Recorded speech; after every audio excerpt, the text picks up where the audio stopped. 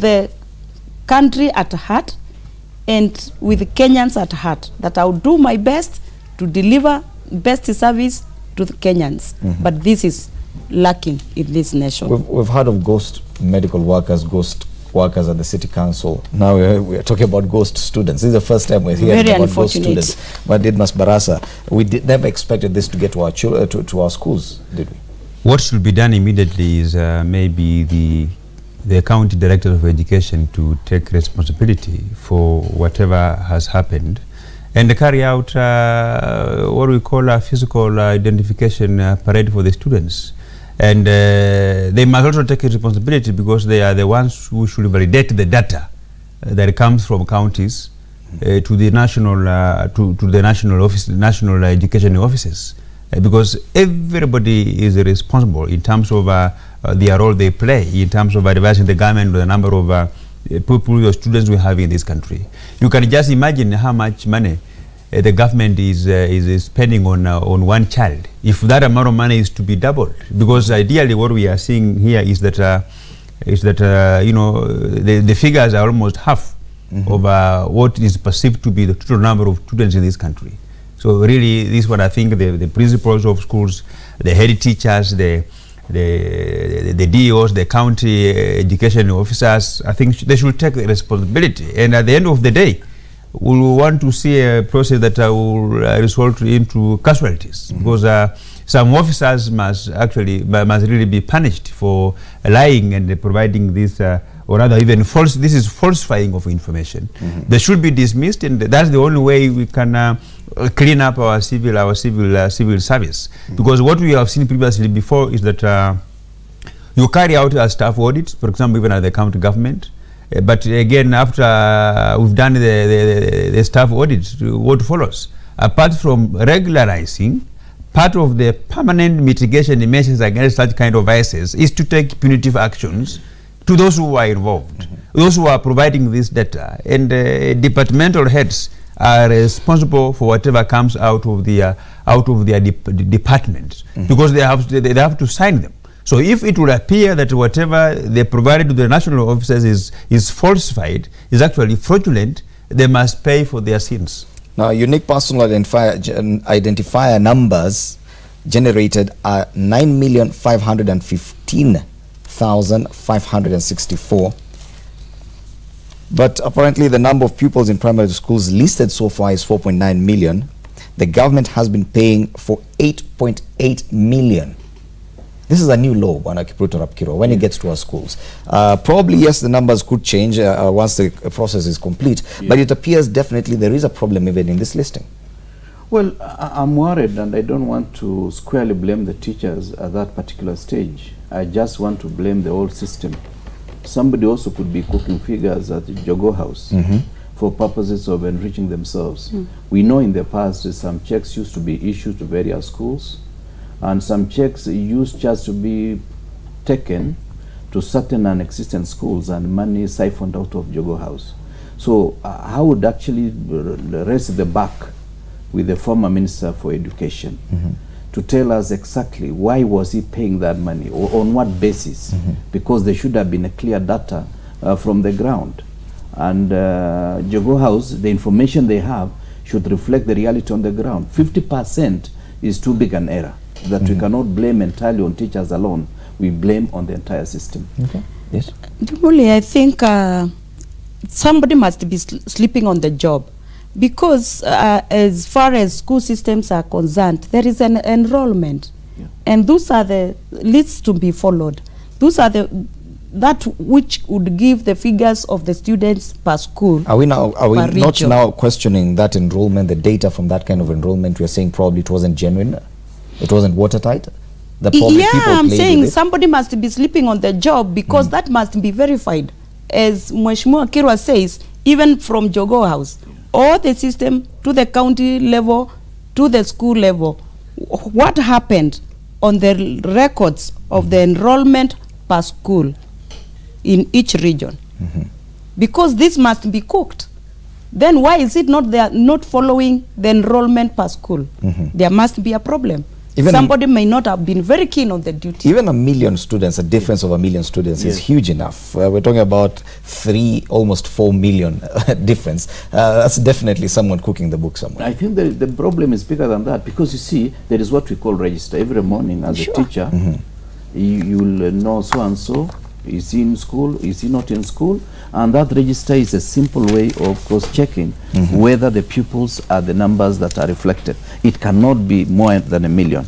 Well, it should actually be 300,000, and you can say this could be some computer error and or something like that. That's a sad state of affairs captured on the front page of the Standard this morning. Alama school listing exposes ghost students, up to about 4 million students who do not exist, but the government has been paying for. That's the situation in Kenya currently. Well, let's go to some politics now before we wrap up. Yes, Bwana Barasa, you want to add something? I want to add something here. This matter is very important to Kenyans and even to the government itself. At this point in time, even the minister, the CS concerned should have come up to issue an official statement or launching some kind of investigation, because not something that you read and you sit down. This is serious. You are talking of loss of money. You are talking of what happened previously before. It's like you send one member of your family to go and buy milk. So this person goes and spends some money of if he is buying 3 liters, he buys 1 liter, he puts water, and then the tea which you will drink is not quality. So this is exactly what is happening, that you are diluting the education system of this country. Yes. Yet money is still going towards it. Well, we just have to wait and see what will happen to that. It's definitely a discussion that is not about to stop. The other story captured on the front page of the Daily Nation, Wako shed light on unity deal. Former Attorney General and Busia Senator Amos Wako has questioned the unity deal between President Uhuru Kenyatta and opposition leader Raila Odinga, saying the delay in implementing it is worrying. It is almost a month since you issued the statement, and neither the program has been rolled out nor launched. Yes, Bwana Kipruto Arap Kirwa, there was so much talk and discussions. It even resulted in a possible fallout within NASA, this handshake. But it appears a month later, almost hot air, or nothing has happened. Even that secretariat that was to be formed 2 weeks later, nothing has happened. Not even the 2 gentlemen have come out to speak and say that this is exactly what we are doing. Yet the repercussions to the NASA coalition have been huge. What we're seeing even in Jubilee, people have already started going different ways simply because of that handshake. It was clear that evening when some individuals within Jubilee started tweeting that they were supporting the initiative, that they were not fully informed of it and they were fighting it. I've said before that I do not see any problem between the President and former Prime Minister shaking hands and agreeing that this is the way Kenya should go. Remember, these 2 gentlemen happen to share a history of the fact that their fathers were part of the initial team that ushered in independence, and they worked together, and when they went separate ways, Kenya went asunder the way we are up to today. This therefore means possibly divine providence must be informing them that the 2 of you have a responsibility to your parents to make sure that Kenyans come together. Once I've said that, I do want to share fully with Senator Amos Wako that time is running out, and what we understood, many of us, about these reforms, about this handshake, was that the President and the former Prime Minister were desirous of ensuring, one, that there are effective reforms so that future elections are going to be put under the same playing field. At the same time, national healing and reconciliation that is lacking in Kenya would be heralded. But what is coming out clearly is that Jubilee, more than NASA, is fighting the initiative because they are looking at 2022. That if the house is put in order, it is going to be dangerous for some of the individuals. Because what will happen? Reforms, and therefore you cannot steal elections again. Number 2, purge on corruption. Because I think President Uhuru must have been feeling on the edge that some of the individuals involved in corruption are individuals who are wielding a lot of power from their own communities. And therefore he wanted national cohesion so that he can have a legacy. And that legacy he cannot have because is being stifled from within. Some of the statements, like from Duale, is laced with a lot of malice. I don't take it kindly. And even the tweet from the deputy president was done cleverly because he wanted to outwit everybody and show that he's part of that. You're talking about the tweet he immediately after the handshake. That he was supporting it. Yes. And therefore they are pushed that to look like it is Kalonzo, Musalia and Wetangula who are fighting it. The truth of the matter is that the three leaders were not involved in the initial discussions. And if you are talking of national consensus without the three leaders, then it's not national consensus. It is a consensus between two individuals. My take is we are not serious as Kenyans. Or rather, we tell the president and former prime minister that we are not serious. We just want competition for the sake of offices. The risk with the time and taking too much time is that there's a lot of politics happening. Even the cartoon on page 14 of the Standard captures it. Now Raila, him reacting to what Fred Matiang'i said in Parliament, is seen even from a political lens. There's a different cartoon here accusing Raila Odinga of being in the wallet of Jubilee. But either way, whatever happens politically between that handshake and today could affect even the plans they had initially.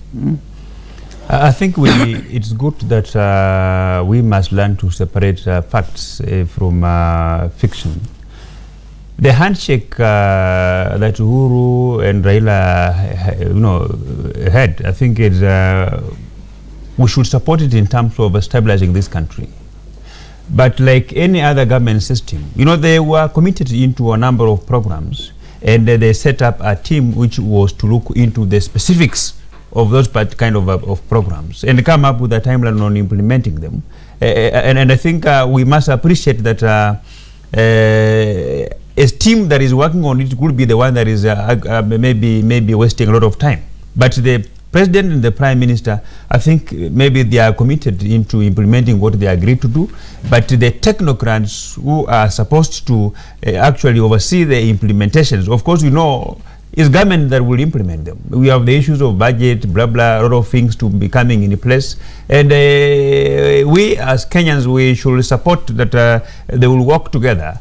But when we complain that actually they are taking time or so-and-so is not doing his part or something, that should not be viewed as efforts to scuttle. Don't you think that we might lose steam, or that whole push will lose steam if we take too much time? If another month passes without us seeing any action, that even the country might just move on and say that handshake was not really of consequence? Yeah, it's upon the Prime Minister himself and Uhuru Kenyatta, the President, who they are understanding the content of what they signed on, and they should try to push the people that they put in place to work on the modalities of implementing what they said.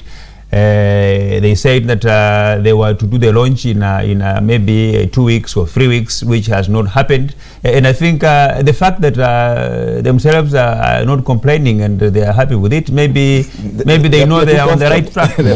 Thank you. Let me start by saying that it is important for every Kenyan of sound mind to support this handshake, because at the point when it came, actually we really needed it. And I would say it is not right to continue complaining about individuals who were not brought on board at the time of the handshake or what, because this was about the nation. We really needed this peace. I think the time that is being taken, one, it was within the plan. Why? Because we needed time to diffuse the tension that was in the country. Because, of course, the tension was high, and there was, in fact, they needed just a slight strike, and it would erupt. So, taking a little time is important, so that the tension diffuses and tempers cools down, and then the program is rolled out.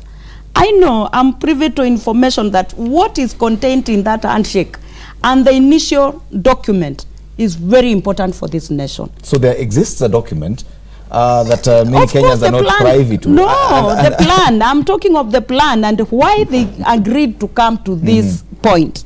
Because we know that Kenya was lacking national ethos. We know for sure. And we know there has been ethnic antagonism and serious competition. And we needed to bring it to the Kenyans that we need to believe in ourselves, that we belong in one country, we need each other. It doesn't matter from which region I come from, so long as I'm a Kenyan. Because the issue right now is how much time it takes for even Kenyans to get to understand what exactly was that handshake meaning. There was a committee, a technical team that is working out the program. It is not that they are taking too long, but actually they cannot move out just immediately just because they want to show that the handshake has happened. Let's give it the due process to take place. Bwana Kipruto Rapkirwa, do you think it's prudent to give it this kind of time if Kenyans wait and continue waiting without even understanding what the handshake was all about? Yeah, my worry is not even the timing, Fred. My worry is the body language. And as a student of leadership, 67% of communication is through body language. The body language of the body politic in Kenya today is that they are not for the handshake. Whether it is in ODM, whether it is in Jubilee, there are some people who believe the status quo gives them the opportunity to prevail in a state of confusion. And therefore, they don't want the confusion to be removed because that is how they perfect their game of stealing votes. And that is what is happening today. We are pretending.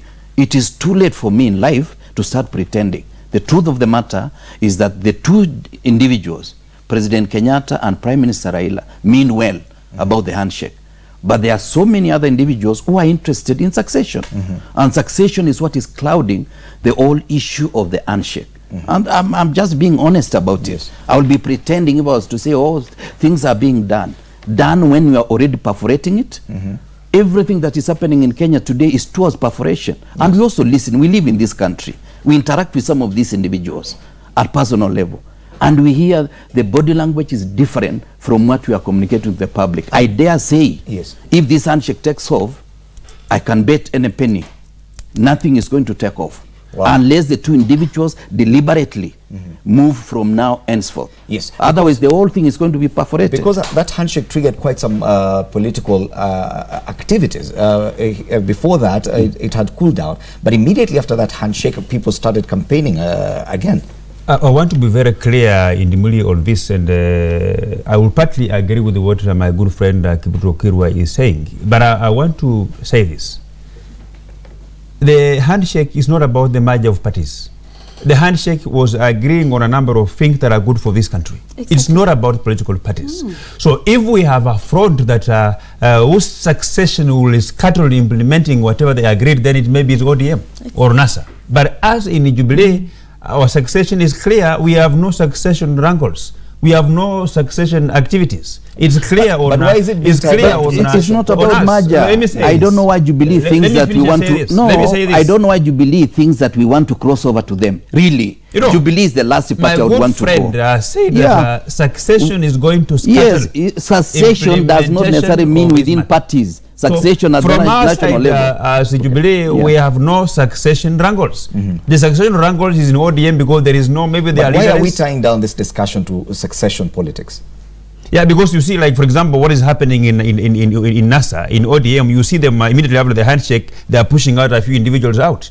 You get the point. Where they were doing things as a group, now some have been left behind. I mean, this is because ODM is positioning himself for future opposition in politics. Is that what you are doing? Okay, partly I will agree with Mheshimiwa Kirwa on some individuals who could not be really for the handshake.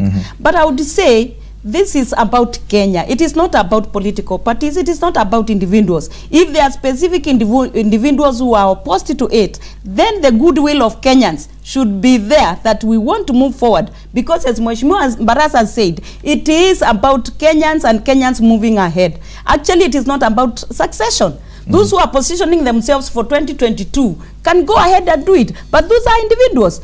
More are the Kenyans. Kenyans are more than the individuals who are positioning themselves for 2022. Okay. I would also disagree with Mheshimiwa Barasa a bit on the ODM pushing people out. Nobody was pushed out. Actually, if it is about the leadership in the House, it is about those who are to be led. And if they make a decision, it is not about the party of ODM. I would totally disagree with that. ODM as a party has been intact, and that's why we support even coalitions, and that's why we have been in coalitions this far. I can tell it's a heated debate. We are just about to end. I'll give you a chance for final comment. Let's start with you, Bwana Didmus Barasa. I think from the very honest, I want to make it very clear that we support the implementation of what the President and former Prime Minister signed. And we will give them the political goodwill for them to fast-track implementation of what they agreed that is good for this country. And I think as a party, we are ready to play our role anywhere, whether in the assembly or anywhere else, to ensure that the president achieves whatever that he was doing. But we must also stay focused with our, as a party we were formed, we are not an NGO. Jubilee as a party, we are a political party. The objective is to maintain power today and for future, and we are keen about this, which is very, very, very, very important. Okay. And we don't think that our plans for 2022 has got nothing to do with, or rather is threatened by the handshake, because the handshake is purely on the implementation of a number of things that are good for this country. 2022, Jubilee is not threatened by succession politics and handshake. That's what Didmus Barasa says. Absolutely. Betsy Moore. I would say let us all as Kenyans, as a country, arise to the occasion of supporting the handshake, and we move forward to make Kenya a better country for us now and for our children. Retreating to our regional or ethnic cocoons is a sign of defeatism. We should all arise to the occasion and become nationalists. Thank you. Finally, Bwana Kipruto Rapkirwa. Well, I do agree that we as a nation lack a lot of issues that we need to bring back on board. But it's also important to recognize the fact that these communities still hold a lot of sway in terms of national political dimension. And therefore, anybody ignoring various communities is doing so at his or our own peril. I do support the need for us, for the two leaders to come together, but I just want to warn that there are so many individuals on either side of the divide who are not keen on seeing national healing. Wow.